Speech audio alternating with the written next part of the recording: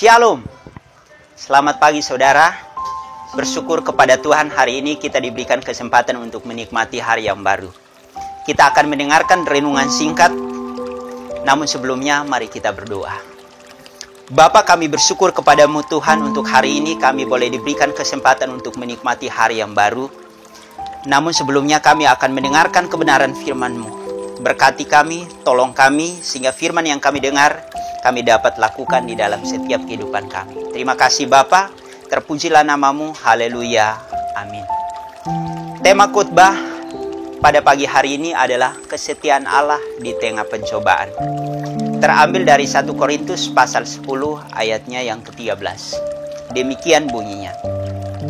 Pencobaan-pencobaan yang kamu alami ialah pencobaan biasa, yang tidak melebihi kekuatan manusia. Sebab Allah setia dan karena itu Ia tidak membiarkan kamu dicobai melampaui kekuatanmu. Pada waktu kamu dicobai, Ia akan memberikan kepadamu jalan keluar sehingga kamu dapat menanggungnya. Pencobaan dalam bahasa Yunani diterjemahkan dengan kata praismos, artinya ujian. Saudara, ibarat ujian seperti seorang siswa. Apabila ia menaik kelas, ia harus mengikuti ujian, barulah ia akan naik kelas. Demikian pula dengan ujian terhadap iman kita. Ujian yang kita hadapi membuat kita semakin teguh dalam pengenalan akan Tuhan. Ujian terhadap iman sebagai batu loncatan untuk mencapai iman yang sempurna. Ada sebuah ilustrasi berkaitan dengan ujian terhadap iman seperti emas. Emas yang murni tidak didapatkan begitu saja, tetapi harus melewati proses yang panjang. Pertama, harus menyiapkan bahan baku. Kedua, harus dicuci bahan baku ini dengan larutan dalam kimia. Ketiga, metode pencairan menggunakan suhu panas mencapai 1400 derajat Celcius. Keempat, melalui pencucian kedua menggunakan bahan kimia. Kelima, pembuatan biji emas murni dengan mencuci dalam larutan kimia sampai menghasilkan emas yang murni. Keenam, proses pencetakan terakhir. Saudara, demikian pula dengan kehidupan kita. Sebagai orang percaya, kualitas iman kita terbukti ketika kita sudah melewati sebuah ujian. Apakah kita akan tetap menjadi emas yang murni atau sebaliknya tidak? Allah tidak pernah berjanji langit selalu biru. Tetapi percayalah, di balik awan yang gelap ada matahari yang siap untuk bersinar. Mungkin hari ini banyak masalah yang sedang Anda hadapi.